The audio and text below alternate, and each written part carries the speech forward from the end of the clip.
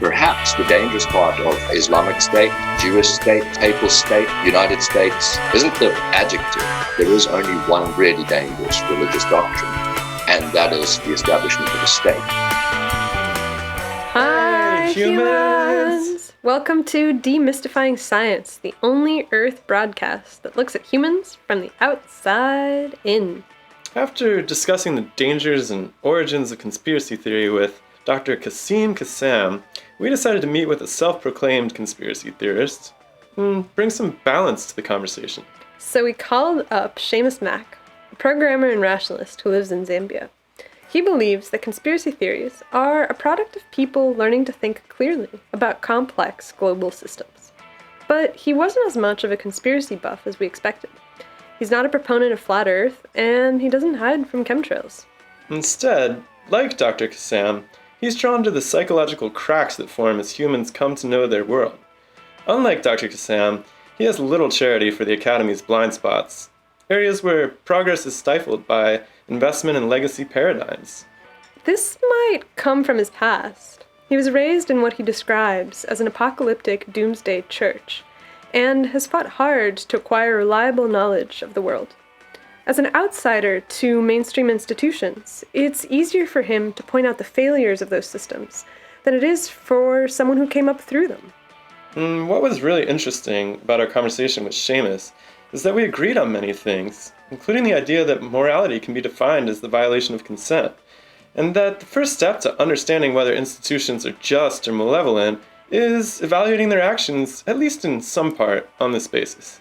But there were also many moments where we pushed back on his conspiratorial perspectives.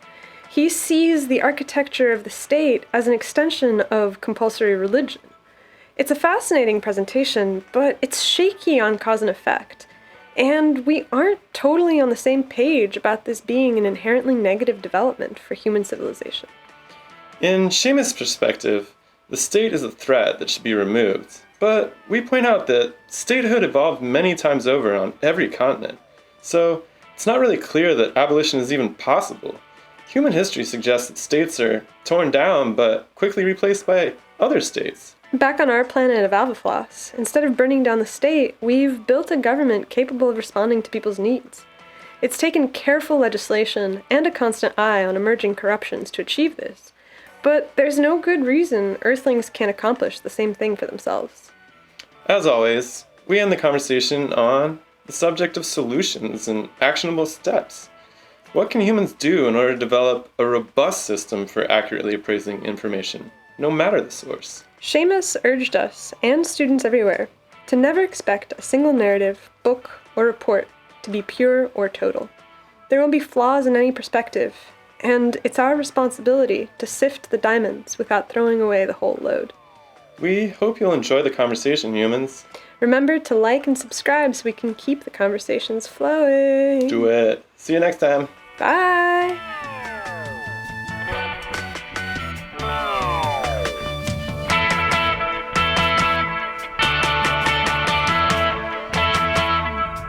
I've heard that you're a very conspiratorial person.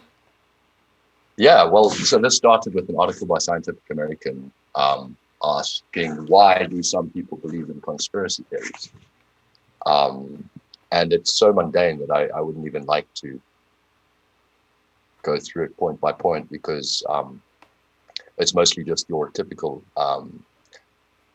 lumping together a whole bunch of kooky ideas and then saying that they can all be dismissed wholesale. I was surprised by how bad it was, really. And I don't think that they're using the term conspiracy even in the literal sense of the term. And I think that's maybe something to clear up right up front is what are we talking about when we mention conspiracy theories? Is it just something that's fringe, or is it literally something where people are planning together behind the scenes to certain ends? Well, so, for example, the Scientific American... So one of the working definitions that we've had is that there's a difference between a conspiracy and a conspiracy theory. which is that the conspiracy is the group of people that are acting together in secret to do something bad, and the theory is the fact that this secret action explains some phenomenon. Yeah.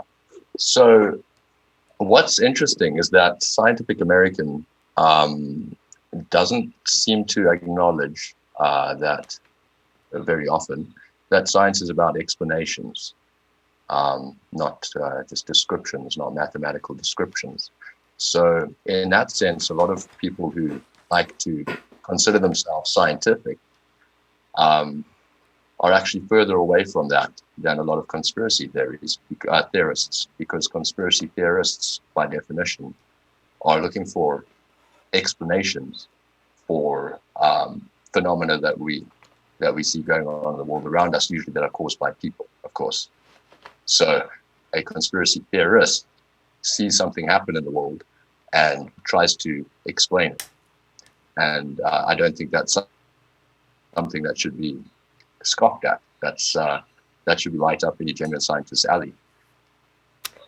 Definitely. And it's not the idea that attempting to explain something is bad or unworthy or should be scoffed at. It's the question of, is this the best explanation? Well, yeah. Well, is it, I would say, a rational explanation? Because there might be a couple of equally good explanations, and we should be able to entertain more than one at a time. I do think that from both sides of this argument, there's a lot of oversimplification.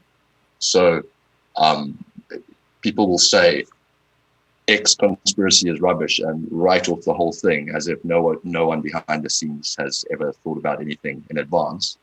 And other people will say it's all a conspiracy and it's all been meticulously planned, as though the world works that way and you can plan out complex systems. So I think both sides are guilty of a lot of oversimplification.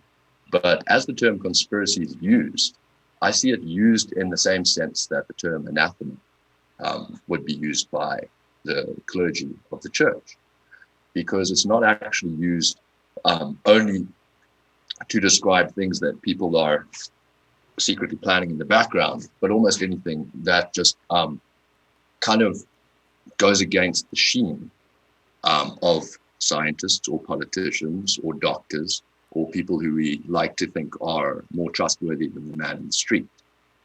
So, for example, the Scientific American article mentions that, the crazy conspiracy theory like climate scientists are in it for the money. Now, someone being in it for the money obviously doesn't require any conspiracy. But what's happening there, and I think what they're giving away, is that they're using the term to mean it's anything that sort of questions motives of these of this essentially priestly class. Interesting. I mean, with the question of they're in it for the climate change question in the Scientific American article was interesting because it pointed out that there's a lot of contradictions in the reasoning that's being used to construct opposition, where the idea that climate change is a conspiracy thereby is, a group of people in secret conspiring to do something bad, convince people that... Not to change the climate. What's that? Yeah, exactly. I mean... So there's the conspiracy, but the thing is that they also have this other aspect of posing themselves, the opposition, as truth tellers and fighting against consensus, while at the same time claiming that there is no such thing as scientific consensus on the question. So there's this contradiction in the way that the opposition is formulated in the first place. Well, if they claim that there was an anonymity, but I guess conspiracies become easier to swallow if there is a lot of financial gain, obviously, in something, or power to be gleaned by something. So we should, of course, be, just by default, suspicious of convenient papers and things like that, especially timely and convenient ones that result in a lot of power or money going to certain people. So I was a complete, well, I won't say complete believer, but I assumed that all these empirical studies on climate and so on were well-minded. But then I got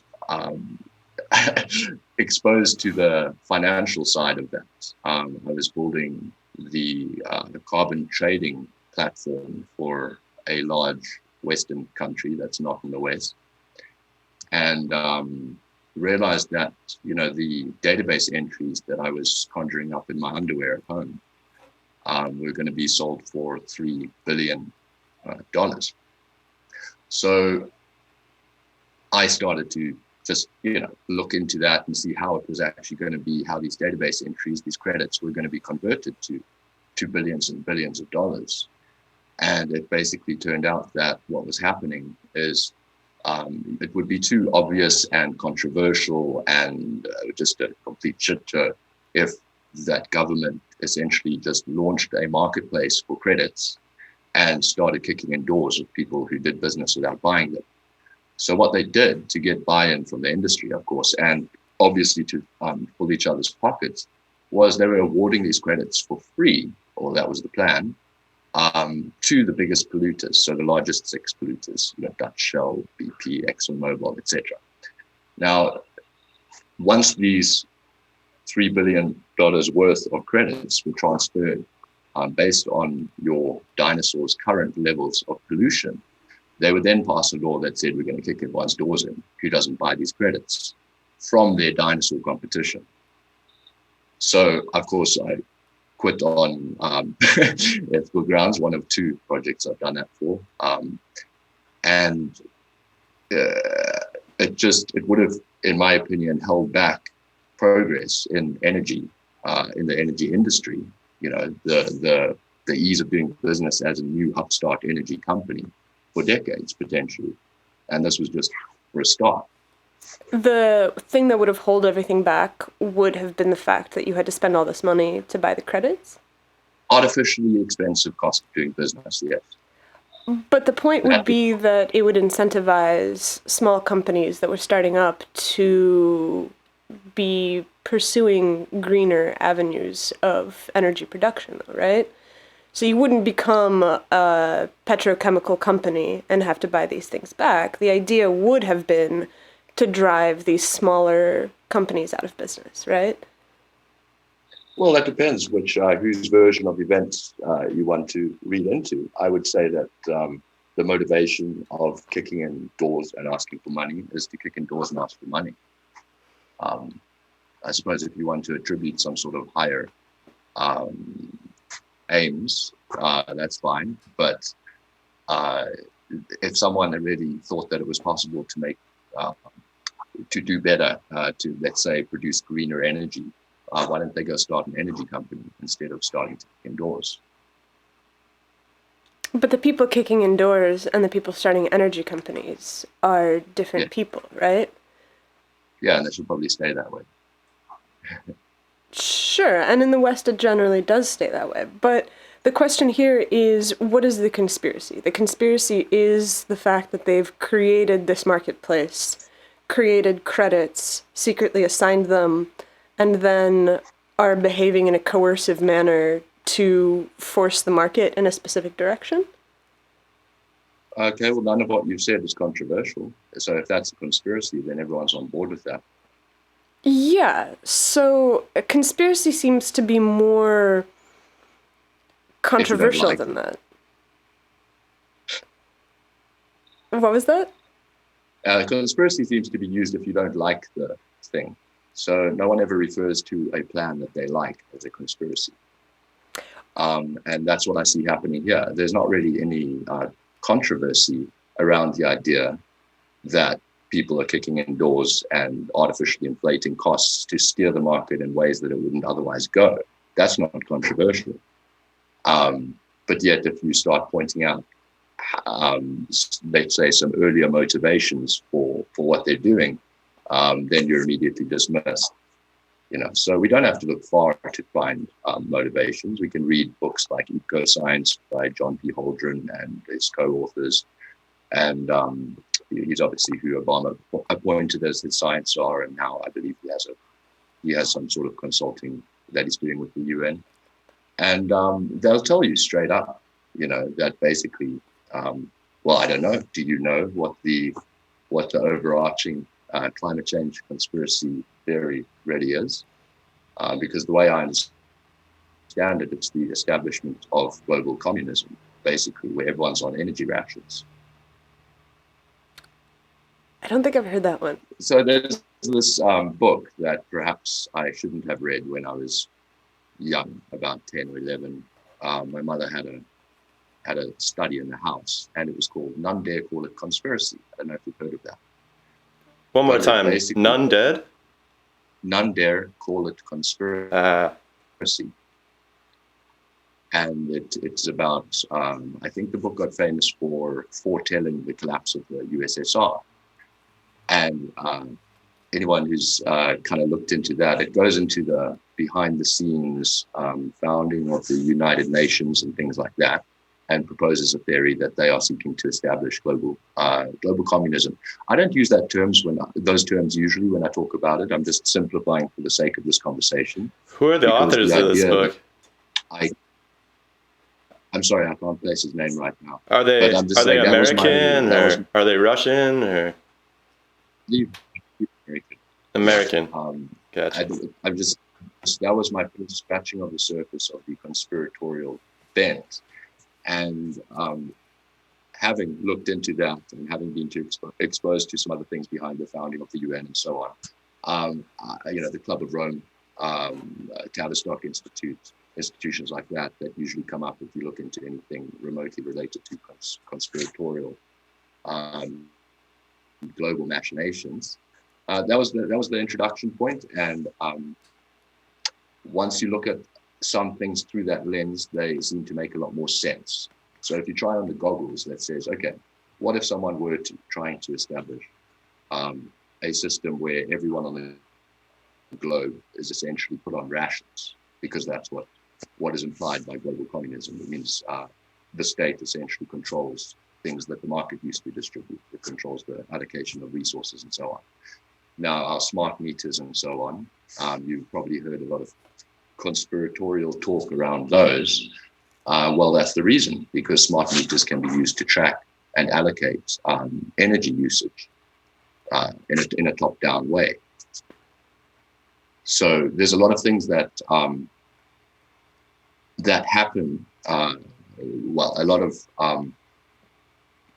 lot of technology that's deployed and a lot of laws that are passed that seem to constantly be tracking in this direction. Now, I'm not of the opinion that all of this has to be carefully thought out and orchestrated. I'm of the opinion that trying to measure everything and trying to essentially monitor who's using what when has something of a meddling influence on humans. So if I can just give you a little example of what I mean. If you lived next to a peninsula and all you knew was that there on that peninsula were some lions and some wild boars, that's all you knew. You saw one once in a while. Nature would take its course on that peninsula. Whether the lions starve, whether the wild boars are killed off, whatever happens, nature's going to take its course. Survival of the fittest, natural selection, whatever you want to bloody call it, okay? Now just imagine, change one thing. A little bird lands on your shoulder every time there's some little happening on the peninsula and updates you and lets you know, oh, a new boar has just been born. Oh, the last viable female's been cornered by the lionesses. Can any of us, as humans, resist jumping in, guns blazing, to intervene? Well, we're not humans, so we have no idea what you would do, but I guess it would be difficult not to intervene. You might feel some compassion for the poor little guys. Or how things should be. Yes, exactly. Which is obviously in our own opinions. So the moment you measure, I don't know if you've heard the phrase, to measure is to manage. people use it for self-improvement reasons and so on. You just start measuring your weight, and then hopefully things will click and you'll start to think twice about what you're eating and so on. The idea is that once you measure something, we are meddling creatures. We like to think that we can do better. Okay. So for example, and this goes all the way, I gotta say, we've been studying land management and ecology, and it seems like this goes all the way back thousands and thousands of years in all sorts of cultures, that folks are trying to measure their surroundings, get a grip on their environment, and change it for the better. Well, it seems like humans, as they've developed, have been land managers in many ways. If you look at traditional indigenous cultures, there's a tremendous amount of active management because these are lands that need to be taken care of in order to be able to support large, hungry, meat-eating populations. Right. So it seems like this is just like the newest version where you're supercharged with how much you can measure and your ability to then go in and change it. There's like huge citizen science movements that are just focused on measuring these kind of things. Not just the industry, but just folks out on the street. Mm-hmm. Yeah. So my fear with measurement is that basically, well, so land management that you mentioned, that was management of their own land, you know. So first of all, we're kind of surrendering the premise that the people doing the management legitimately own land. Well, they actually had no concept of ownership. That's what's really weird. So they thought of it sort of as a resource that was there to be tendered, but there was no real concept of owning land until the Europeans showed up. In America, this is, just speaking of America, we've been talking to some American ecologists lately. Yeah, for sure. All I basically meant to say there is no other humans had a claim on that land that they were trying to manage. You know what I mean? And also a lot of land management took the form of shifting, you know, like rotating you'd move with the herds over here. There's migrations and so on, and people would go to where those migrations happen and so on. So, yeah, for sure. There's a lot to be said about how land management changed with agriculture and when they settled down and so on. But just to kind of this concept of measuring everything goes all the way back to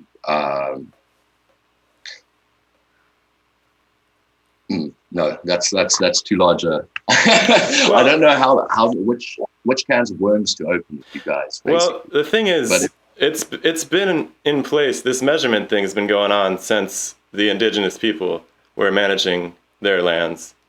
That's what's fascinating. It's like almost like you humans, actually we do this on Alpha Floss too, but you humans are always trying to keep tabs on things. So what makes this top-down global communist conspiracy anything more than an attempt at management? That is an extension of what humans have been doing for millennia. But now that so in biology, when you have cells in a dish, let's say, and you are growing them, you grow them until they become what's called confluent. And when they become confluent, suddenly things change.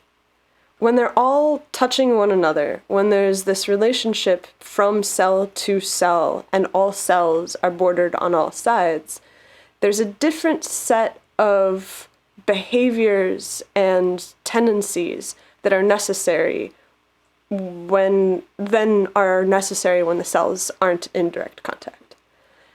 And for the life of me, looking at the human planet right now, it seems like humans have become, at the very least, psychologically confluent. Yeah, I don't entirely agree with the analogy of a petri dish with the human, with markets or with anything like that, because you're talking about a very, very confined space.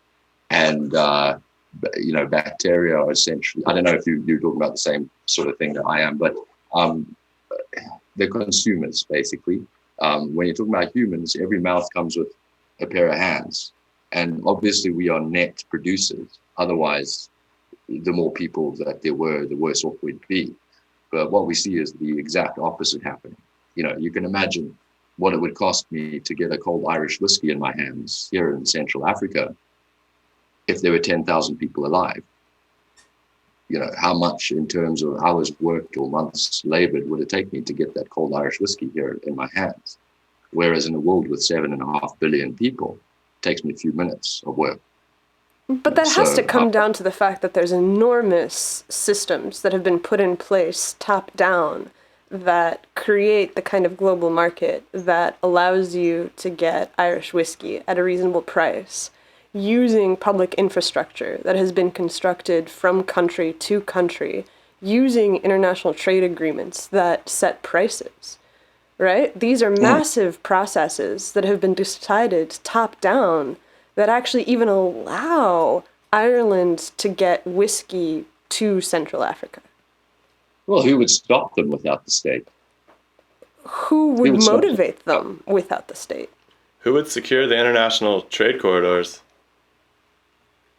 The same, probably a lot of the same individuals that secure them now, men with guns.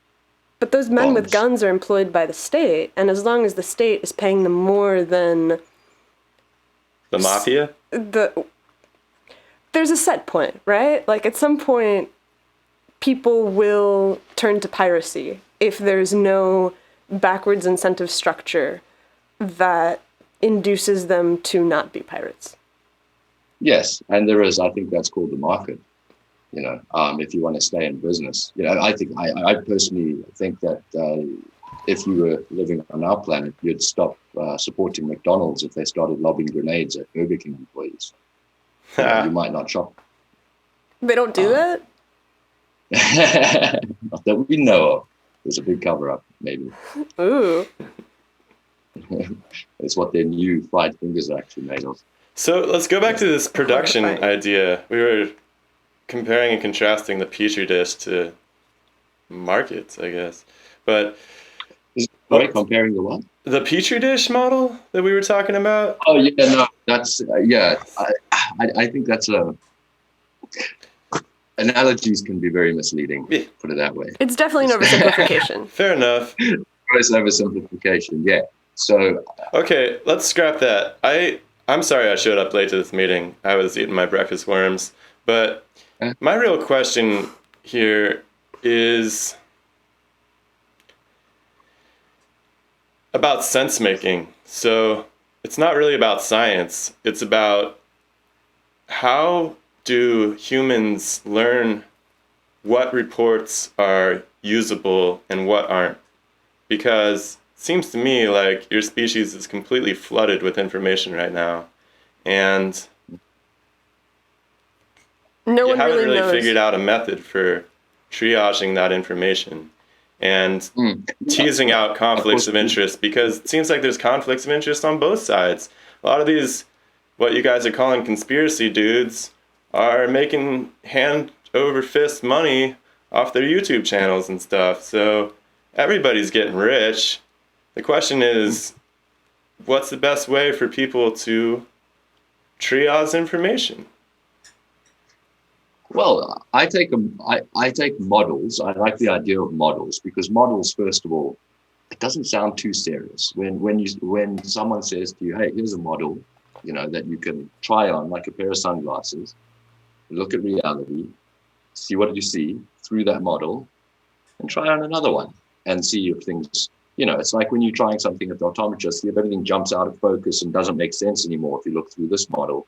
Okay. But see if they make more sense and come sharper if you look through that. Can you give us an example? Yeah, sure. Personally, the model I found, and this goes back to what she was saying, is we're dealing with sort of behaviors and systems and technologies, and I mean that in a loose sense, not just the materialist technology, like the technology of strategizing and the technology of finding holes in people's ability to process thought rationally. We are dealing with a very ancient technology that can probably best be summed up as compulsory religion. And this is what, if you look at what states are doing, in the world today, they are operating a compulsory religion. And I mean that very, very literally in every sense of the word. So the fact that it's compulsory obviously isn't up for debate or dispute, is it?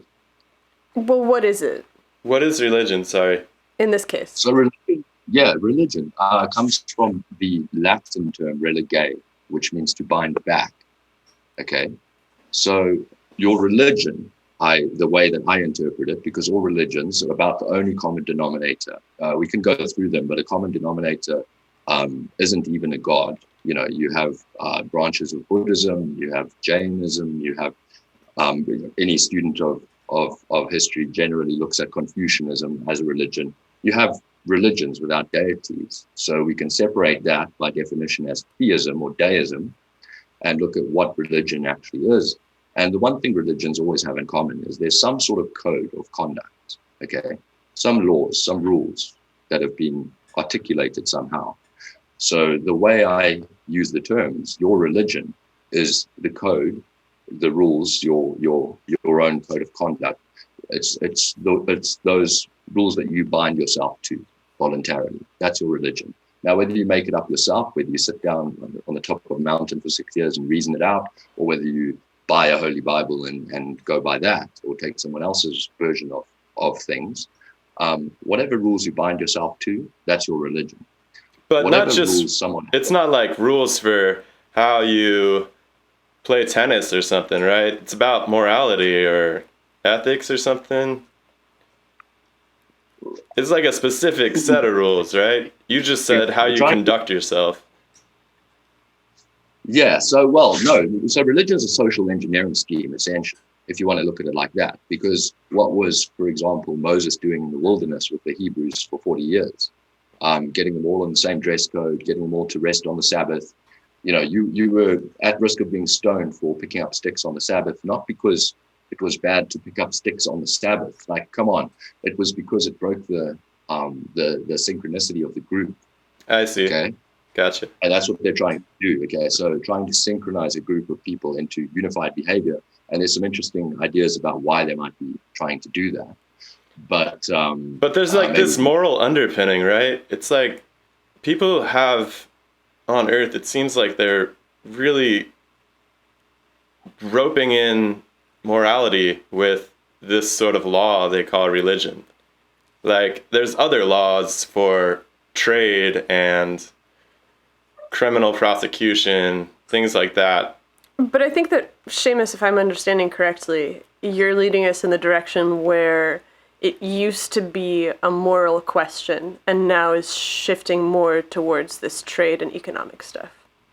Yeah, well, as if you look at the domains of our lives that used to be the domain of the church, it becomes obvious that government has been taking over domain at a time, and that they now essentially act in a lot of capacities that the church used to act. You know, back when the Roman Catholic Church was compulsory religion, essentially. Obviously, the universities and stuff, all the original universities were set up by the churches.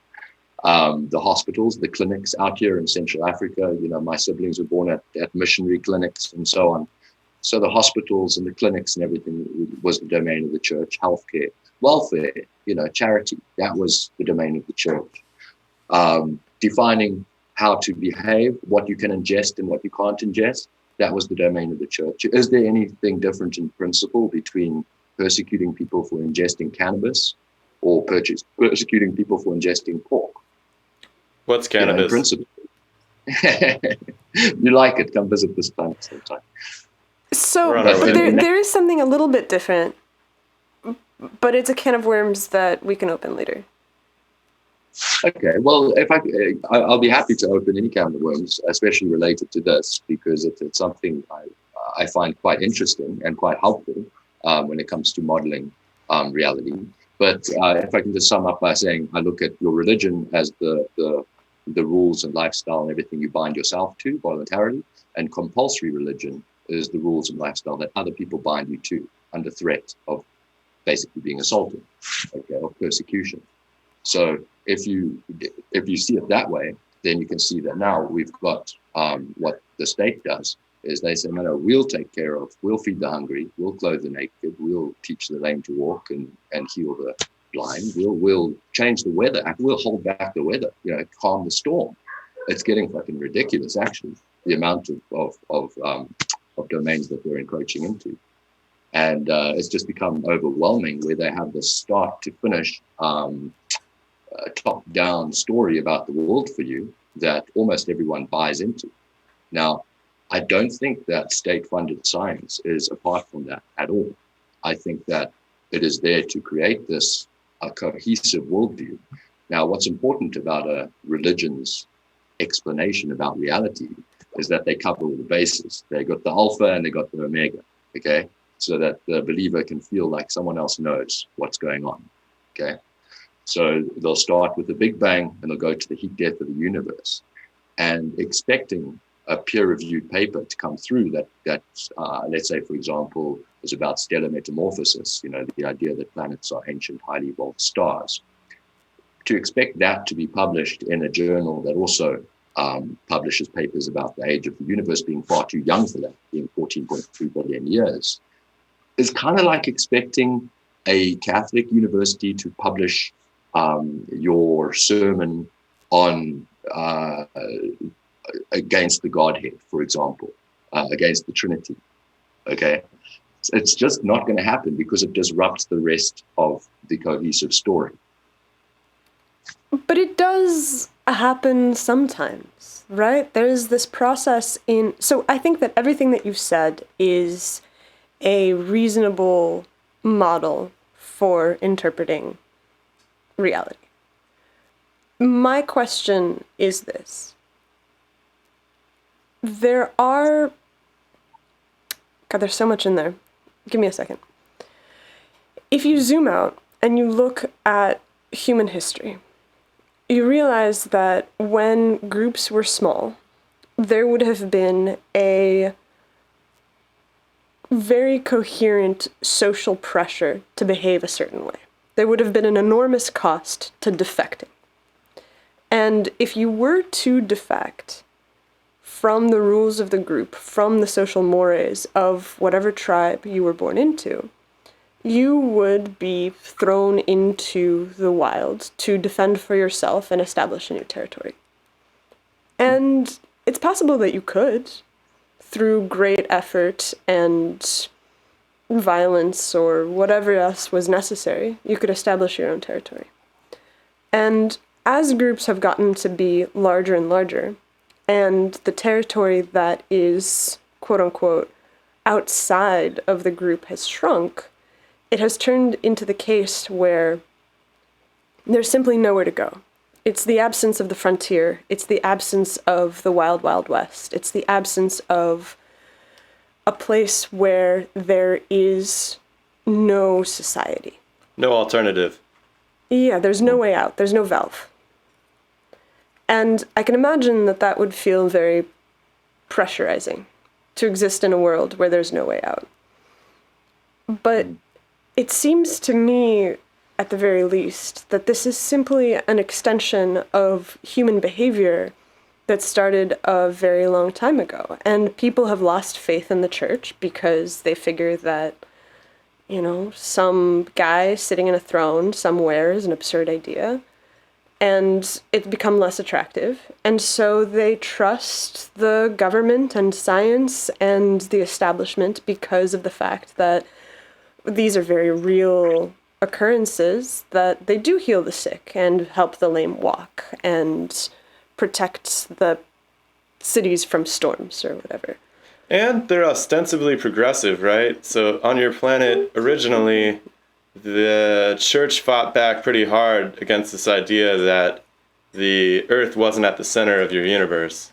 But things have progressed. Would you agree to that? I mean...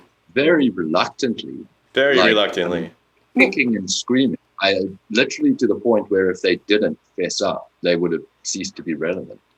Sure. So I don't really count that as a score in there. But no system is willing to acknowledge its own faults and acknowledge that it's wrong. That's the greatest problem with this system of science that you're talking about on Earth.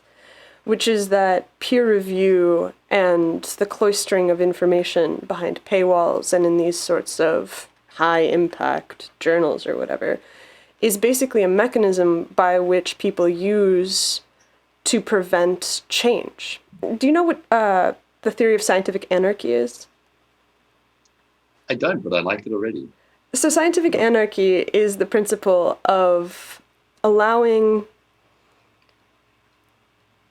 a system where old ideas do not get precedence over new ideas simply because of the fact that they're old. Yeah. Yeah. And so yeah, a lot of... Oh, go ahead. Yeah, carry on. Okay. Yeah, a lot of issues with science come down to basic logical fallacies. I mean, if you know how to argue, and you looked at the logical fallacies, we already know that an appeal to antiquity is baseless. It doesn't strengthen your argument at all. So that's been covered long ago by people who look into formal arguments. So I think that probably your first lessons when you sign up for a course in any sort of science should really be the logical fallacies, because a lot of science is built on that. Obviously, an appeal to popularity is what consensus is. It is a logical fallacy. It cannot be used to support your argument. I mean, and just you have to look at yesteryear to see all the facts and things that have changed that were accepted on the grounds of consensus. Okay, so cool. So we're getting into some techniques now. So it seems like you're advocating that folks be equipped with rhetoric technology. Absolutely. So and that's your bullshit. Ideally, if you could run a school for all the Earthlings, I assume you would be teaching them tools instead of chunks of theory by somebody else. How to think, not what to think. I have actually just launched a website called rationalschool.com. Oh, cool. So funny you say that. But yeah, absolutely how to think and not what to think. What else about that? Can you go on about that a minute? Yeah, sure. So I was what you would call a very studious student. I was homeschooled most of my school life. My mother was a trained teacher, and at sometimes had anywhere like up to 40, and even once at a school of 60 people.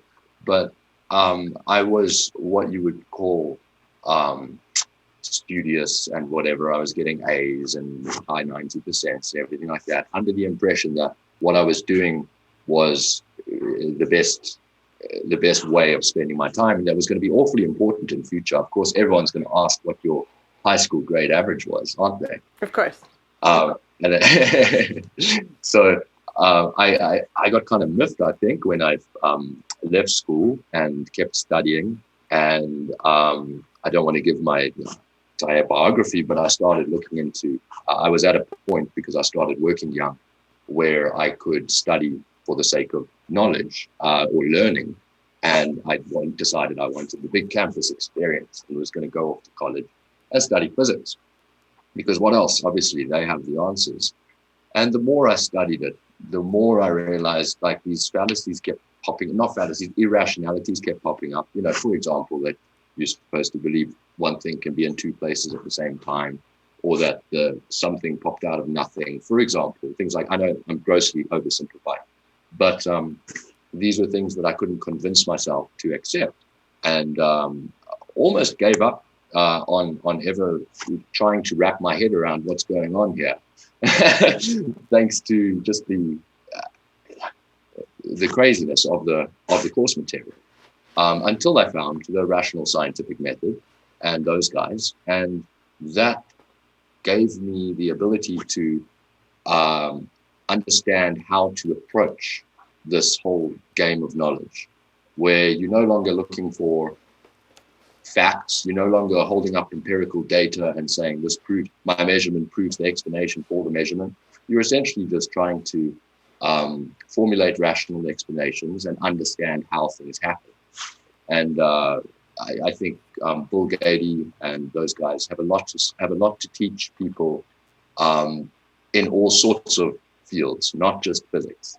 So we should look into them, but I'm curious about, with these conspiracy theories, the problem is not whether they could or couldn't happen. Sure, some conspiracy theory might be possible, but...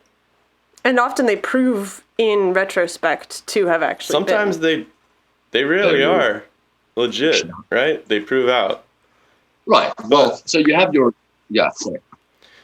Well, the real question is, for the average human on the street, how can they get to the bottom of whether a report is usable or not? Because a lot of, regardless, like on our planet, I think we do it a little bit like your rational friends, and we try to look at possibility. But when it comes to evaluating a report, you need something more rhetorical or logical to work off of. So because you can't always assess the quality of assumptions. When someone starts a presentation, they make assumptions, and they can make a really good presentation, but the assumptions could be incorrect or unrealistic. And then the entire presentation that's been made has a very fragile foundation. So what is the cost of putting out a really beautiful theory that's built on really weak assumptions, but the average human on the streets just watching their YouTube and there's great music and great lighting and super hot host, and next thing you know, they've just snowed you with a bunch of bummer assumptions, and there you go, 50,000 subscribers, you know? How do you make sense of that? What would you offer to somebody? What's the tool? First, to stop being scared of bullshit. A lot of people are scared of reading or being exposed to wrong information. And I think this goes back to our education system, where we were basically told everything that we're exposing you to is true. You know, so you've got these books, these study books, you've got this dictionary, you know, the unquestionable Holy Bible of Monday school. And you're told that the teacher knows the answers and is going to give them to you. We're not used to intentionally digging through bullshit. And the search for truth is the search for diamonds. You've got to dig through the muck. You can't just expect it to be lying on the surface. You can't expect a pure source of information for a start. There's no book out there or human out there, maybe a really short paragraph that isn't tainted with some sort of bias or some sort of assumption or whatever. And so everybody's claiming to be a diamond. That's the problem. Yeah. So first of all, to not be scared of bullshit, and not expect a pure source of information. That would be a good start. I see. And then you can like that. Yeah, and then you can actually look at some of these things without like, I don't know if I should be watching this because I don't know if I should agree with it. If my bookshelf only had books from authors that I agreed with, or even just books whose content I agree with, it would be empty. You know, so people shoot themselves in the foot by kind of being allergic to fake information or bad information or exaggerated information. I think there's diamonds in most information. That's really valuable, because I feel like the conspiracy theory label turns people off to whole volumes of information on Earth. And even the academic experts we've talked to recently acknowledge that this is a real problem because, well, obviously a lot of the conspiracies turn out to be true. So there's this fine line between the damage that's wrought when groups of people are blamed for events that they have no real tie to at all. But there's actually something that's happening behind the scenes that people probably should pay attention to. Right. So I like that. I really like what you just said about don't expect a pure source of knowledge. Yeah. And then if you want to, basically, I think an easy way to sum up the conspiratorial mindset would be, if you're interested in approaching any topic with a conspiratorial mindset, think backwards. Take from the basic concept behind any conspiracy is the, what is it called? Is it the Hegelian dialectic? No? Yes, the Hegelian dialectic. Did we? We talked to that poet lady about it, yeah? Ah, that's right.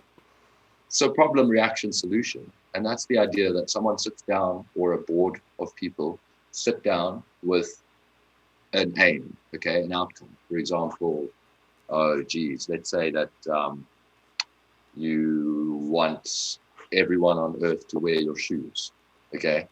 And then now you're going to invent a problem which reaction would lead to your pre-prepared solution. That just sounds like marketing. Right, no, exactly. So a lot of it is marketing. And this is why it's pretty much a tell of a conspiracy when you see all the media jump on board and read off the same script, because that's called marketing. Well, they're just trying to make money, right? Yeah, well, the news shouldn't really be.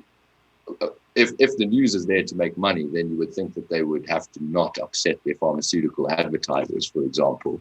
So maybe, but I wouldn't classify making money as a conspiracy at all. So when we talk about conspiracy, what we're basically saying is someone started with the end in mind. So here's an easy example. General Smedley Butler, and a genuine example, if someone wants to YouTube 6 Wars Were Planned.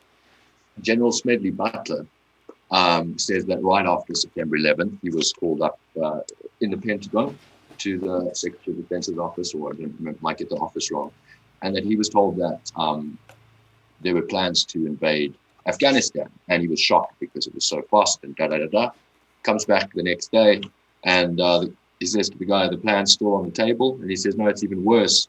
We plan to invade Afghanistan, Iraq, Iran, Lebanon, Syria, Libya, and Sudan, I think it was. So was that 7 wars of plan? And so now he was going around giving interviews. He has given interviews, like you'll see if you search Smedley Butler Wars Were Planned. And now, when you see on the news, knowing what he said, knowing that he said that the U.S. Department of Defense has planned to take out this list of countries, when you hear, for example, that someone in Syria or Libya is a bad guy and suddenly attacking his own citizens, you obviously want to add salt, because you know that there's this massive plan in place to invade those countries, and then looking back at history, we see that a lot of wars were based on the pretext of a false story of some sort of false flag attack or something like that. Hitler burnt down the Reichstag to seize power, blamed the communists. The Gulf of Tonkin incident that kicked off the Vietnamese War now is admitted it never happened. There was no incident. Factoid, that was Morrison's father from the Doors, was the general in charge of the Gulf of Tonkin non-incident operation. But looking back, we can see how they used events as pretext for wars. But they had been kind of. Can I push back a little bit? So I was reading a bit about this history. This stuff's kind of fascinating. Somebody mentioned this 9/11 thing the other day, so I started reading about it. And it seems like the United States was after these Al-Qaeda guys for a long time, right? I mean, they've been trying to kill this bin Laden guy for several administrations. And you could kind of justify this, not you, but the Americans could justify this perhaps as an act of self-defense. I think that's what they actually did in order to get around this. Like the U.S. intelligence apparatus couldn't locate the guy, but Dan Rathers could march into his cave with a camera and interview him for CNN. Well, he was, from what I understand, the Al-Qaeda guy, the bin Laden guy, he was really hot on press. So almost all of his efforts were aimed at recruiting. From what I can tell, that's pretty much all he cared about, was getting attention. He was pretty pissed that the U.S. didn't come after them and make a big storm after the USS Cole event.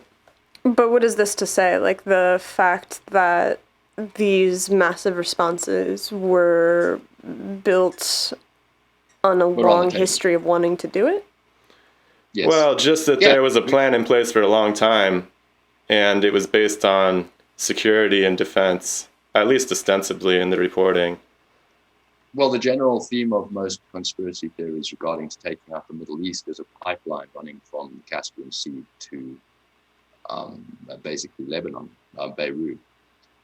But folks in the Middle East were also bombing the Americans and their interests, right? That's at least the Yes. pretext in the commission report that I was reading. Well, it gets complicated Yeah. because the CIA trained those people, and They trained them to fight the Russians, right? yeah, but then they committed whatever errors of judgment they did that set them against the Americans in the first place. And so then you have this perfect storm where, Well, they have a different religion. People with different religions seem to hate each other on Earth. yeah, that's been happening for a while. Yes, I'm not sure they have a different religion. And that's an interesting point because if you go looking for a religious war that wasn't led in the name of expanding, defending, or establishing a state, you're going to come up with a big fat donut. There are no religious wars that were not led by statists, by wannabe, soon-to-be, or current leaders of a state. Well, there's a little bit of like a team sport thing going on too, right? It's like there's been a war between Islam and the Christians for thousands of years, right? It's like the most popular in-group, out-group. Sorry. Yeah. Well, the most popular denominations of all the Abrahamic religions, whether Judaism, Christianity, or Islam,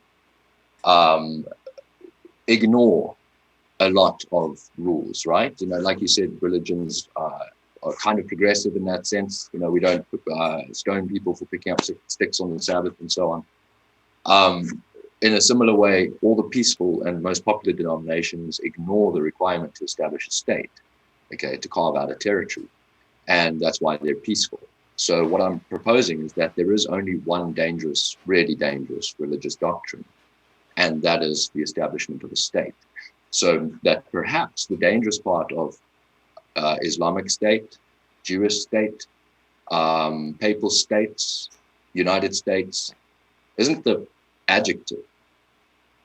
That's what I'm proposing. Well, Go ahead.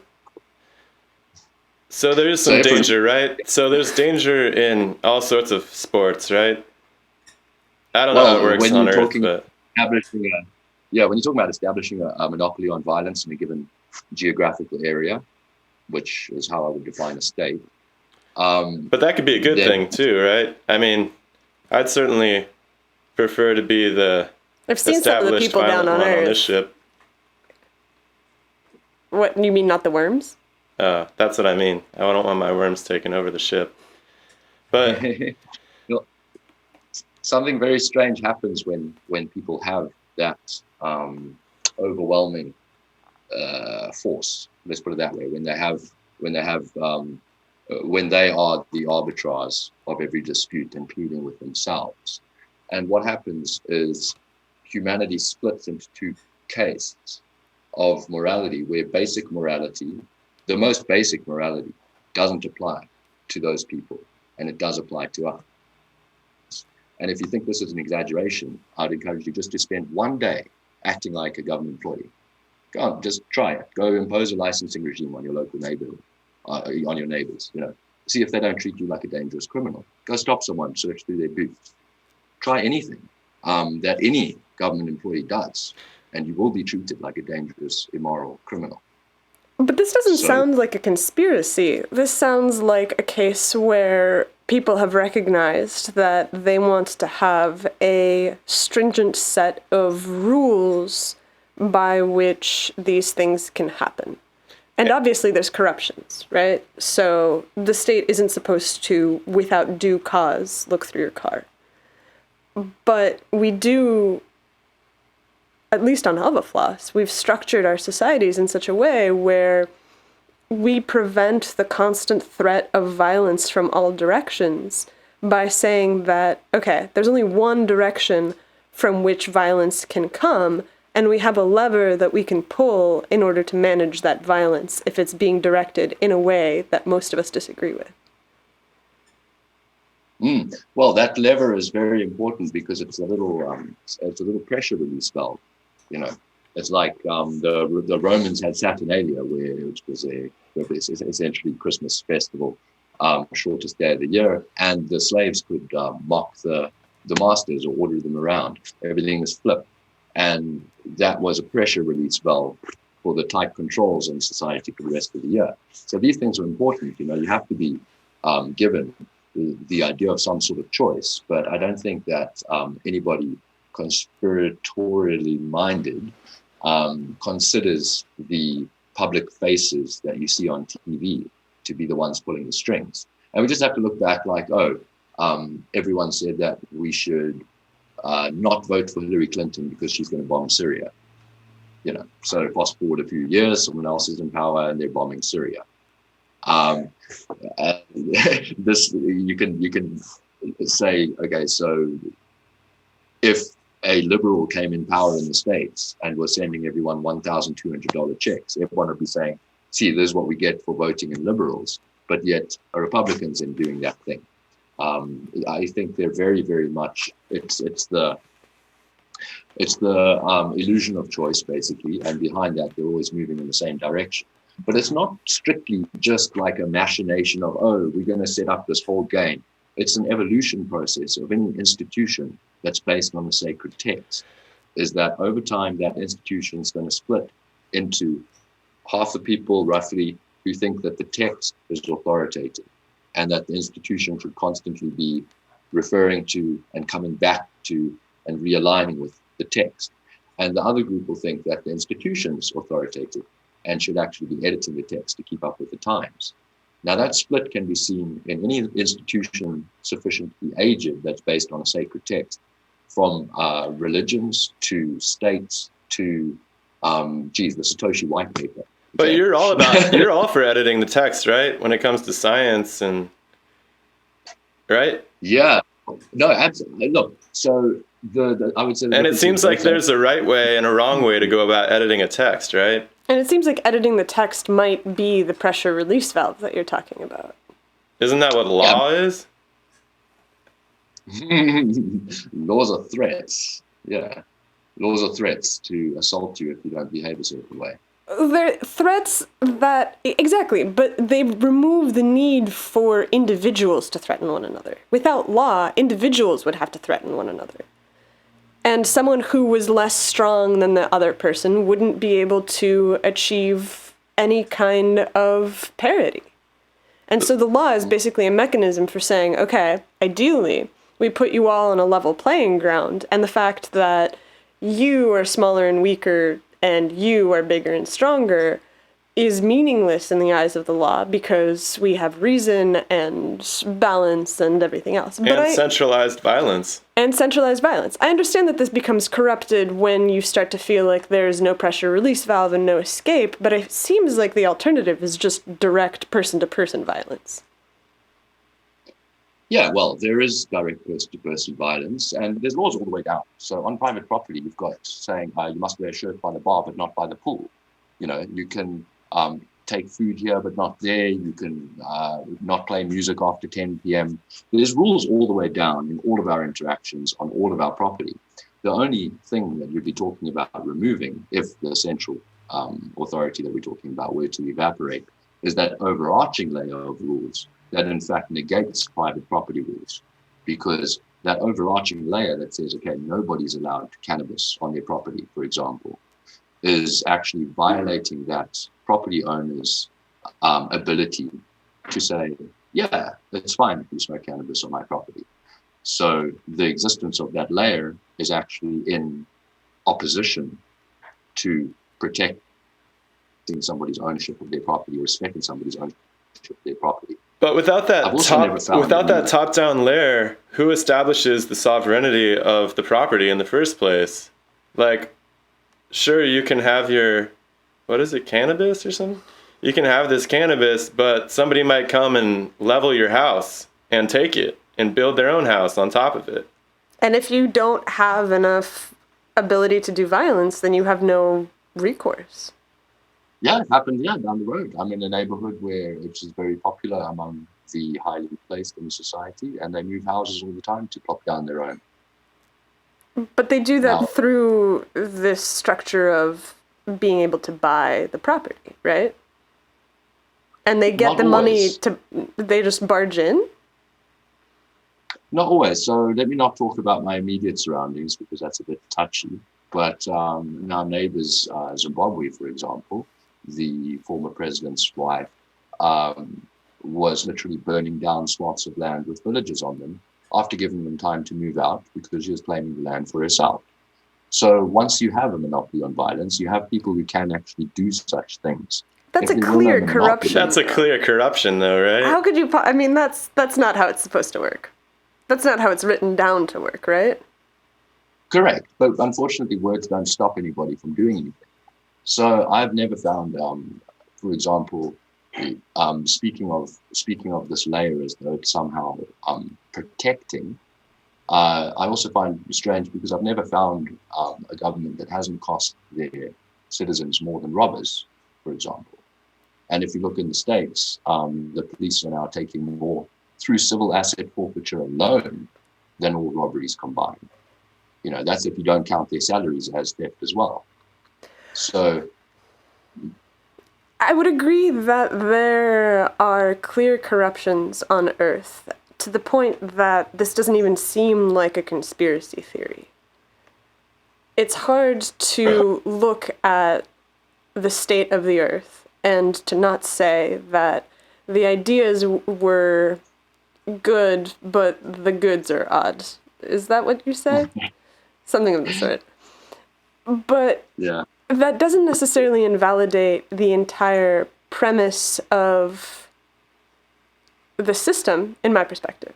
Though I recognize that, in your perspective, it requires a fundamental turnaround. You mean states? States. so there's a fundamental contradiction at the basis of the idea that that it's easy to see through a simple example. So, what sort of ritual must my friends and I perform to get the ability to dictate your survival strategy? Let's say you have some things that you think that you need to survive. Okay, you're eating worms, for example, and I decide that this is wrong for some reason. Either it's destroying the environment, or I wheel out some do-gooder sounding reason. It's bad for the worms, so whatever. Um, Now, the belief that that all of the state is legitimate is based on the assumption that there is some process that myself and my friends can go through that'll make it okay for me to dictate your survival strategy, to tell you to stop eating the worms. Now, what is that process? Is it a show of hands? If so, how do we argue against gang rape on a bus in India? Well, if If you live in a if society where everybody agrees on gang rape in India, then probably you can't argue against it. But I would say that most people, even in India, don't agree with gang rape on a bus. correct, It's a wider correct. question. You're not pulling only the people on the bus. You're pulling the people that live within the umbrella of the state in general. And certainly there probably are places on Earth where at least 50% of the population would vote yes for that. Well, so is there a size then that if there were a bus with 3,000 people, that it would be okay, to override the consent of one individual for the good of the group? So this, if we're looking for an actual rational argument for how one person gets to force another one around under threat of assaulting them or violate them in the name of helping some different people, we find it very difficult to find any sort of such rationale in our normal lives, in our normal relationships, in our normal interactions. And we clearly identify as wrong if we threaten someone to stay with us, for example, like don't leave me or I'll hunt you down. We clearly understand that that's abusive and that's wrong. But because we've carved out this moral exceptionalism, because the state functions as a religion for most people, we just can't see it the same way when it's them. To the question of the 3,000 versus one on the bus, I would say that as long as that one person is allowed to leave, then the people on the bus can think whatever they want, as long as that person can leave. Correct. And that used to be an argument I didn't actually have much of a problem with. A lot of people get angry with the you can always move to Somalia or whatever argument. I never used to have much of a problem with it. Now I do, because we're now under a global dictatorship of the United Nations, and there's nowhere to go. If I don't want to wear a mask, where can I go? The Where can I moon. leave to? Essentially, yeah. So when we're talking about global law, that argument, it goes away. Now, I think global law is a terrible idea for a very obvious reason that can be rationally deduced by anybody. And that's this. If something goes wrong, let's just imagine. I know it's hard to imagine because our laws have been so good in the past. But if something were to go wrong, there's nowhere to go. There's nowhere to hide. It's the same bad idea as if you give everyone the same product or inject everyone with the same substance. If there's something wrong, just then you've kind of fucked up on a scale never before seen. So Well, you guys are headed to space soon, so you will be able to backup leave. hard drive on Mars or something. But I guess I believe in oh, go ahead. If you believe in that, that's true. That's true. You got to believe in that. My question. Let's pick up some Mars dust for him on the way to Earth. Okay, we'll bring a vial. What I'm thinking is that the mechanism that you propose is not to assume that this is the case necessarily, but to never let down your guard that things could go wrong. Like you said, if you inject everyone on the planet with the same substance, and there's something wrong with the substance, terrible, terrible, terrible things will happen. So the goal is to make sure that the system is robust and is not capable of injecting people with a substance that there's something wrong with. And it seems like Earth doesn't have that going for it right now.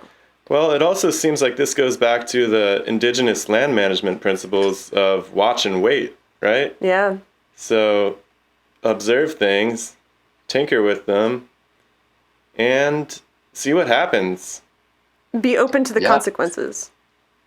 Yeah, I think that's pretty much the best way to sum up what conspiracy-minded people see these characters behind the scenes as.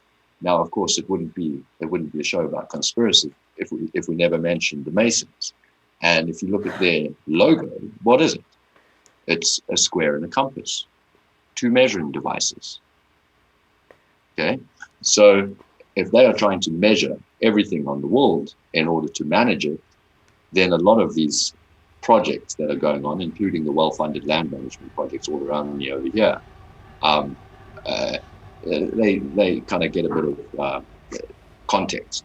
Okay, so the idea is if we've got these people who basically fancy themselves architects of humanity, okay, that sort of hubris, where they think that they can, I don't know if they actually believe this, but the idea that you can centrally plan complex systems like economies and languages and market, well, I say economies, and things like that, the internet, the idea that a conscious mind can centrally plan complex systems better than bottom-up spontaneous order, I would say is the fundamental superstition behind a belief in the legitimacy of anyone actually trying to do that. But is planning the same thing as steering?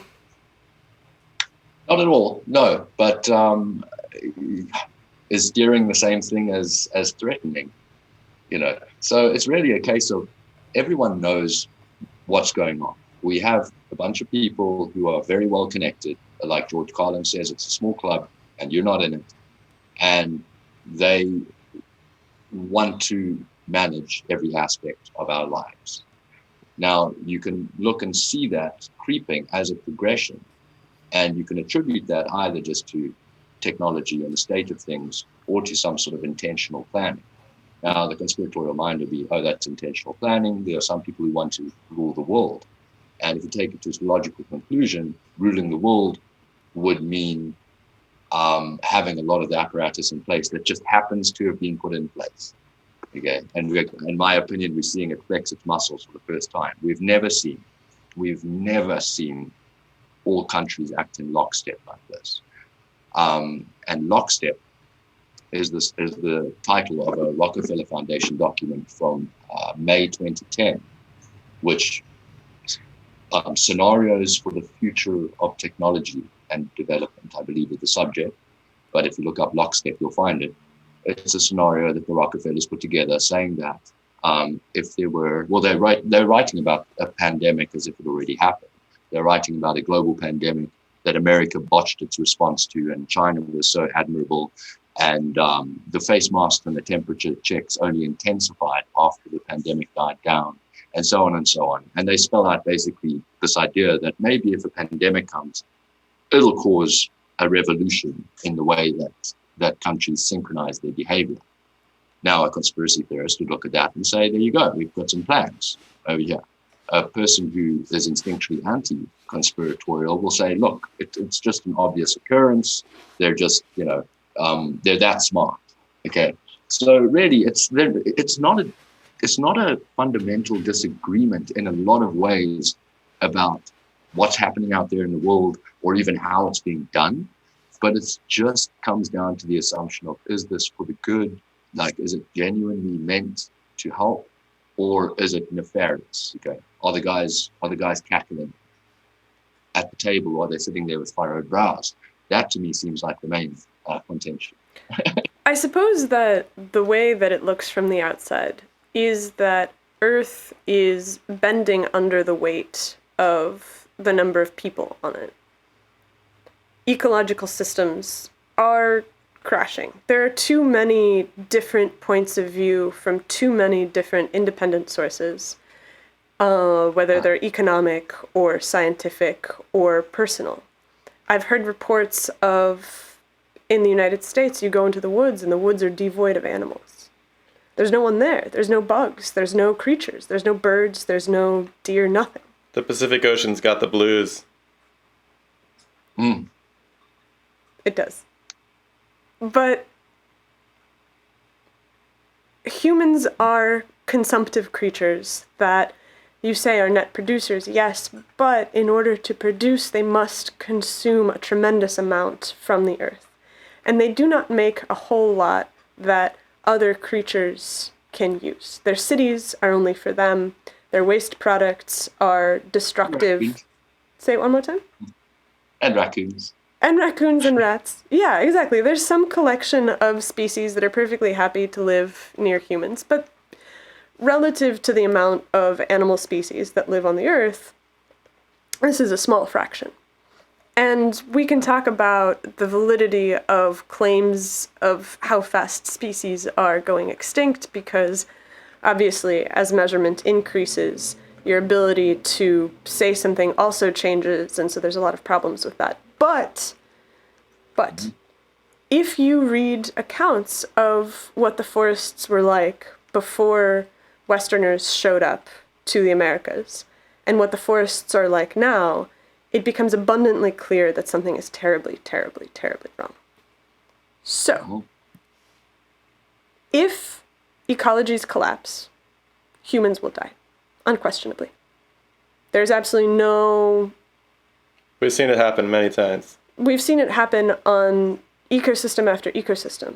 When the system collapses because of population inversions, because of keystone predators no longer having food, because the bugs die, the other species die too. You go back to very, very simple organisms that can tolerate very high levels of toxic substances, and the whole thing has to start over again.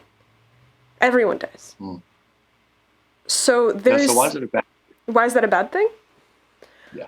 Well, because each species has a drive to survive, and because the agony of dying on a dying Earth is unimaginable. It is unimaginable what it is like to die on an Earth that is also dying with you. Something to aspire to. I do think a lot of people secretly aspire to this, and it's actually bless them. When I first met Bill Gates in person, he was arguing about that we were the last generation of humans alive, and I started debating against him because everything was going up then. And I suggested to him that he was projecting his own demise onto the rest of the world. And they go with him. And he, to his eternal credit, looked straight at me and said, yeah, you could be right about that. And I do think a lot of people do want to watch the world burn, in a sense, before they do, because just being another light in a hospital room on the horizon that goes off really isn't enough for most people. But that's not the debate, right? It's not a question of, do you burn out slowly in a hospital room surrounded by tubes? Humans have almost want to feel like the world's dying is the idea. With that's my pet theory about why apocalyptic stories are so attractive to people. It's apocalyptic stories that turn around at the last minute. Right? Every apocalyptic story that is popular has a seed within it where everything regrows.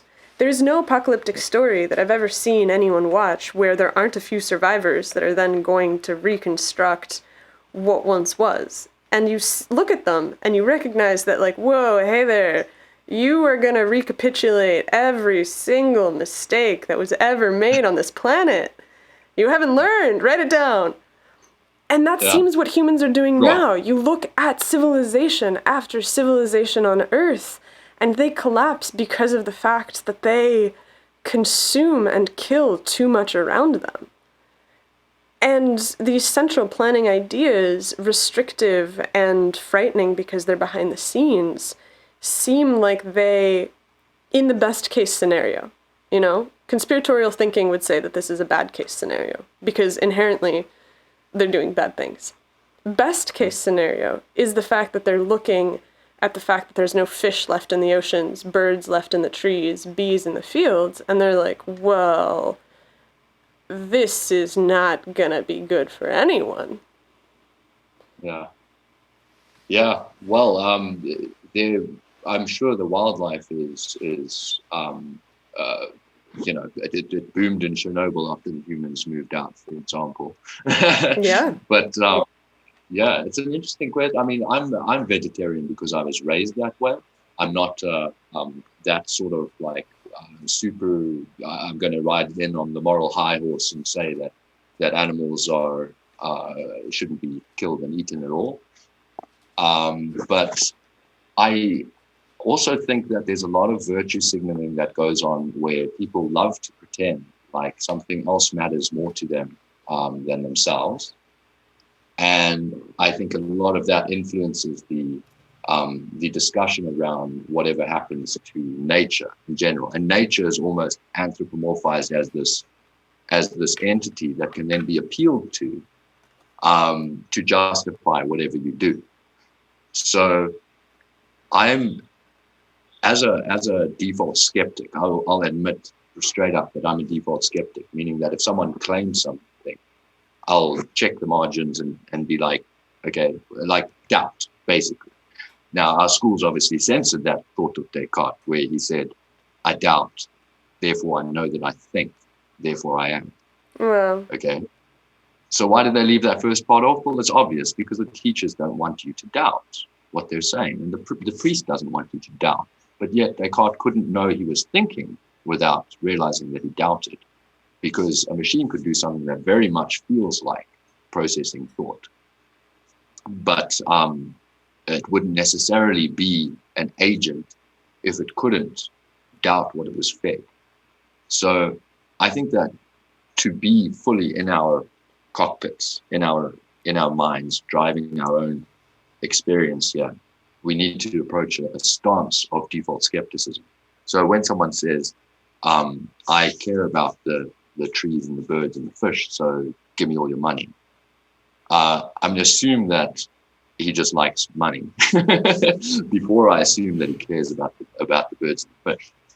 And I also find it hard to believe that someone who is so compassionate, supposedly, to birds and fish, would be so uncompassionate to humans that basically says, if you don't give me your money, I'm going to assault you and escalate to the death if you resist.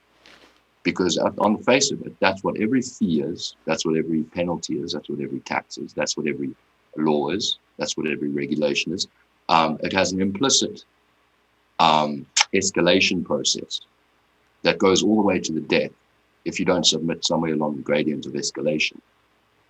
That's so I don't think rather radical. Well, it's also factual. But taxes have other purposes than punishment, right?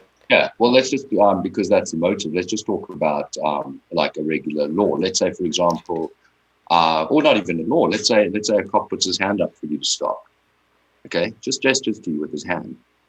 He's just started a process of escalation to the death, because if you ignore him and carry on with your life as a peaceful person, he's going to come after you.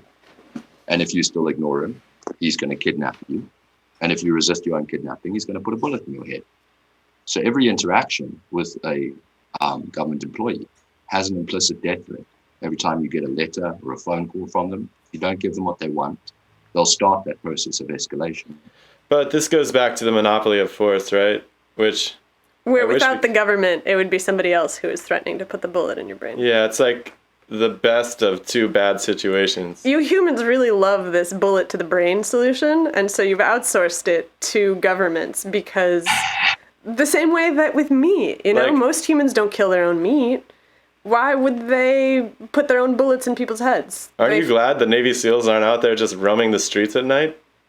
Because those people are still around, even without a society, but a society basically trains them, breaks them, and says you will do what we say you will do, as opposed to being some random actor that's wandering through the streets turning to piracy. You hear them talk about this. You hear them say that, without the military service, without the confines of the military, I would not be a good person. I would be someone to be very, very afraid of. And so because you have this human desire of the strong taking advantage of the weak, it seems like the state offers basically a disciplinary threshold for those people. And there's so many corruptions. Because who's going to hold them? Yeah, so we just have the problem of who's going to hold them to that level of respect for each other. You're missing the lever. Humans don't seem to have that lever right now that controls it. What is that lever? What would that lever look like? I think it's law. I don't know that Shamus agrees. Shamus is shaking his head. Especially not for the people who get to write it. So, calligraphy never really stopped people from doing much. I think the solution to that would be basically a re-education. And now I sound like a cop. But when we get down to it, the core belief that's taught to us about morality, you mentioned morality earlier, and that's how most religions seem to revolve around sort of directions in that direction. The basic morality that we're all raised with is that obedience is a virtue and disobedience is a vice. Good girls and boys obey. Bad girls and boys disobey. And that alone is enough to lead to the hellscapes that we see in the world around us. That is camp God morality, okay? The idea that obedience itself has some sort of moral quality or content is so easily disproven. It's fascinating that it was never shown to us. Well, of course, for the same reason we weren't told that Descartes doubting let him know that he was able to think. We're not told that obedience and disobedience have no moral content. And it's very, very, very, very easy to tease out. Well, Mickey was just telling me the other day about this. What were they doing in Germany? So I made friends with a guy who used to be a Navy SEAL, and he was training a bunch of Germans on special ops. And part of the training... It was disobedience? Part of the training was to make sure that the officers would be willing to break the rules if they needed to do so in order to complete the mission. So they were basically trying to screen out people who were overly agentic and were just rule followers. Yeah, good. I'm glad they're having that problem. Yeah, exactly. The so Germans it's like there is progress. even inside of these, what you would call state religious institutions. Yeah, sure. Well, that's the seals and things like that. That's quite extreme in there.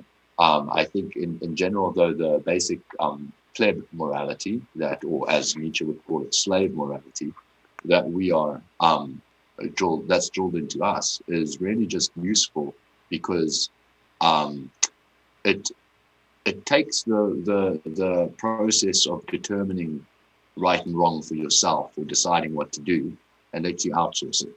Okay, you can evacuate your own soul seed and just let someone else take the reins. That's scary. When it comes to that. Yeah. So that to me is what it is to not, to basically to stop acting as a functioning, independent human being flame, is to essentially surrender controls to someone else. Now, this is done in a few ways, but one of the main ways is identity. So every time you adopt something as part of your identity, whether you say, okay, I'm Catholic, or I'm Republican, or whatever, or you join the latest hashtag trend, you're tossing out a line to whomever can convince you that they speak for that identity, for that label, for that idea. And you giving them a hook basically into yourself and letting them steer your behavior and have more undue influence over you. So just to be clear, that's when you become an agent of this idea, right? So it's been referred to as agentic behavior. Mm-hmm. Yeah, and then you're susceptible. You're more susceptible to whoever you think speaks for that group. In the words of Paul Graham, the software engineer, he basically ended his little essay called "Keep Your Identity Small," with the observation that the more identities you adopt for yourself, the dumber they make you. Because if you accept as a premise that introspection is difficult, it's a lot easier to tell someone else how to live than it is to tell yourself, or to diagnose problems with someone else's relationships than your own. You can see immediately that by adopting something into your identity, you are diminishing your ability to think critically about that. Now, if you go around and adopt in all different areas of your life, you're hooking your hitch to other people's horses. You're going to have a lot of identities, and you're going to be a very sensitive person, when it comes to anyone talking about these things. But I'd just like to touch on one thing before I forget about the obedience as morality, if that's all right. Hit it. Of course. Yeah. If you take, because I enjoyed axiomatic thinking, and I'm sure you guys understand exactly what that is, why it's important. Can you define it really quick in case someone doesn't? Yeah, sure. So it's basically you start with a statement that you accept at face value. And the idea is that you either can't penetrate further into that statement, or you just can't be bothered, basically. You've got to start somewhere, right? So you accept that premise, and then you build from there, and you see where your thinking goes. So if you accept as an axiom that there's something wrong about theft that's not wrong about gifts, or if you accept as the axiom that there's something wrong about rape that's not wrong about sex, or if you accept as your axiom that there's something wrong about slavery that's not wrong about a job, or you accept as your axiom that there's something wrong about murder that's not wrong about euthanasia. Take any one of those as your axiom, okay, and build from there. What do? You say, what's the ingredient of difference? Okay, so what is the ingredient of difference between slavery and a job? Consent, right? Consent, exactly. The same thing with sex and rape, theft and a gift, murder and euthanasia. The mechanics can be identical. The only ingredient of difference is consent. So if there's something wrong, if there is something wrong, remember our axiom, there's something wrong about this that's not wrong about the other thing, and there's only one ingredient of difference. The conclusion we can come to is that what it means to wrong somebody is to violate the consent. But this comes back to, are we able to, on your planet, are you able to moderate conflicts of consent? It seems like there's bound to be conflicts, like when it comes to property. Yeah, absolutely. It's like Yeah, of course there will be. the best of two bad situations is really what we're talking about. Well, I would say a billion bad situations, because, of course, there's going to be billions of disputes over property. But I would say that maybe the important thing, in my view, is not so much to worry too much about what to do when things go wrong, but just make sure that we don't institutionalize wrongness itself, if you know what I mean. That's hard to argue with. I wanted to, yeah. So if you see violation of consent as the core definition of evil, wrong, immoral, whatever word you want to put there, then you can see why people say government is evil. Well, it gives you a good starting point to start weeding out these corruptions, right? Which is really what all of your examples have come down to, corruptions of a system that is ostensibly voiced at solving problems. No, the system is based upon violation of consent. That's the only difference between a state and an opt-in service provider. The necessary ingredient of difference. So you want the state to be more like an opt-in service provider? So if there was to be a state. We already have. For everything that there is demand for, we have providers, essentially. And for anything, like who would build the roads, same people who build them now. Just the way that they're paid for would be different. Maybe roads would be paid for with billboards, for example. And the more traffic you can attract to your road, the more, and meaning the nicer it must be, the more you can get for your advertising. Who's going to stop someone from bulldozing the road, though? Or your house right now? Yeah, vicious competition. Like the guy with the biggest tanks is going to just drive right through your front door. And you say that happens now, but it's clearly a corruption that needs to be addressed, and there are, albeit weak, levers for doing that.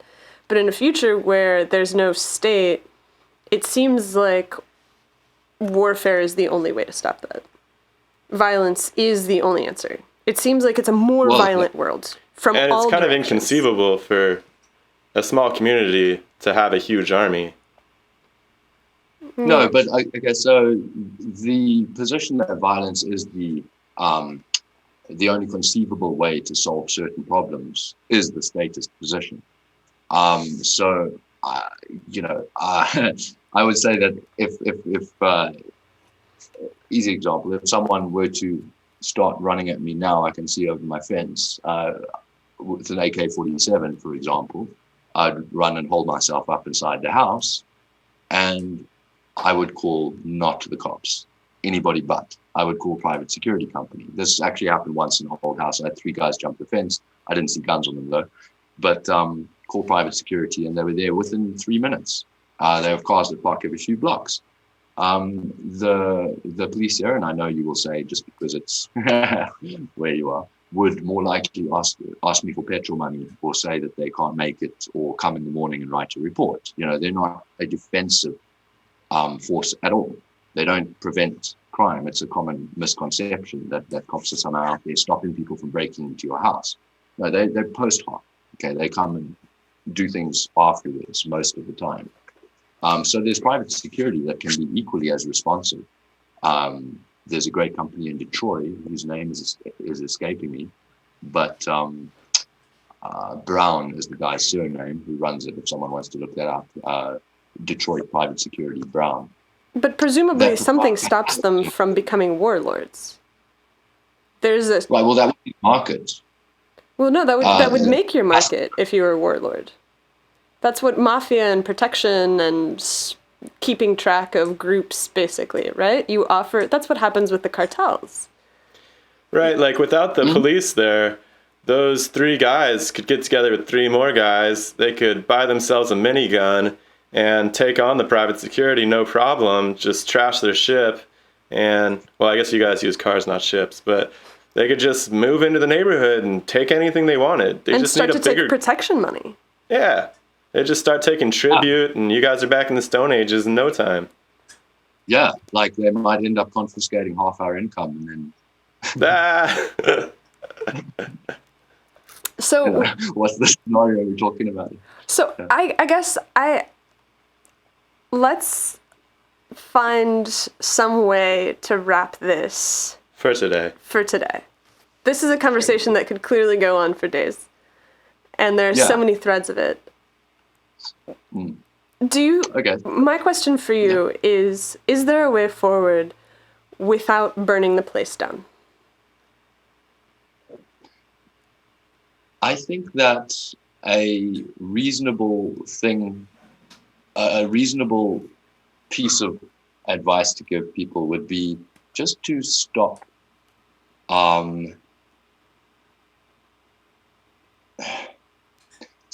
whenever somebody appeals to authority, there's a reason they're doing that. Whenever someone uses the word conspiracy theory to dismiss your claim, there's a reason they're doing that. And it's usually the same reason someone uses any logical fallacy, and that's because they don't have a better argument. So I think Well, they we might need be to realize, concerned that it's dangerous, right? well, if people, the utilitarian view of the world is essentially what I've not been wanting to address full on, but it's the background assumption between anybody who defends any sort of coercive organization of society or defends basically any open conspiracy, is the idea that, okay, look, if we get more good points out of this than bad points, it really doesn't matter how many peaceful people were violated. And that assumption is behind most people's worldviews, and it's behind most institutions. And I challenge that assumption. I think we have to start all the way down there at the idea of, are we going to be judging good from bad by empiricism, or are we going to be judging it by rationality, by definition? Now, this is why I walked through that little thing about what's the sole ingredient of difference between rape and sex, for example, is because that enables us to define good and bad by definition, not through empiricism. Now, the difference between like something like that, rape and sex or definite gift or whatever, isn't whether someone's being disobedient. It isn't whether somebody's more people are being assisted than aren't. It's whether someone's being wronged by definition. Isn't that empirical, though?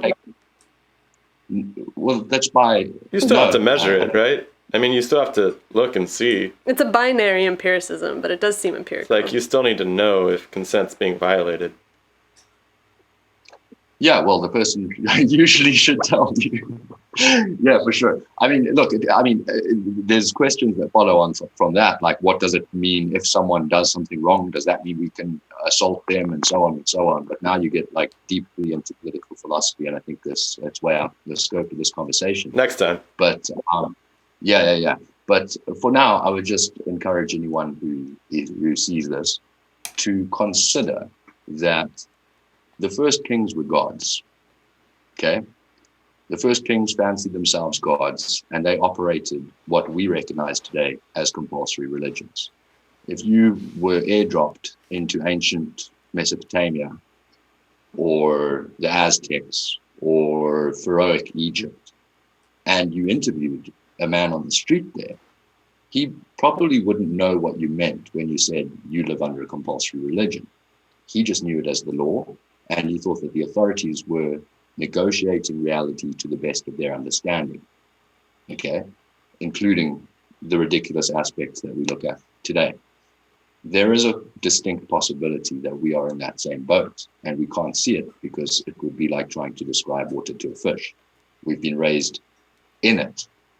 And I'm struggling to find a rational ingredient of difference between a compulsory religion and a state. They've got everything. They've got the men in black robes sentencing heretics to persecution. They've got the temple architecture of their courthouses. And they've got all of the industries that they're involved in that we ran through earlier.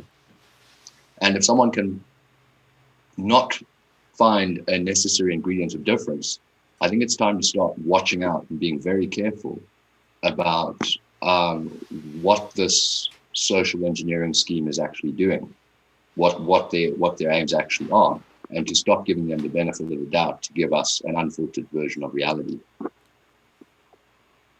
I like that. That's a good starting point. So the goal for the next conversation that we have is to see if Mickey and I can find a convincing point of difference between the state and religion. Please do. And if you ever find a so-called religious war that wasn't waged in the name of establishing or defending a state, that would be good as well. But I would love to hear what the essential ingredient of difference might be. And if you would like maybe a teaser for next time, I used to call it a compulsory secular religion, but I dropped the word secular. Ooh. Can you plug your website one more time? Oh, sure. You can go to rationalschool.com, or I'm starting on a side project called Church of State. All right. Awesome. Thank you so much, Shamus. Thank you. Cheers. Bye. Bye.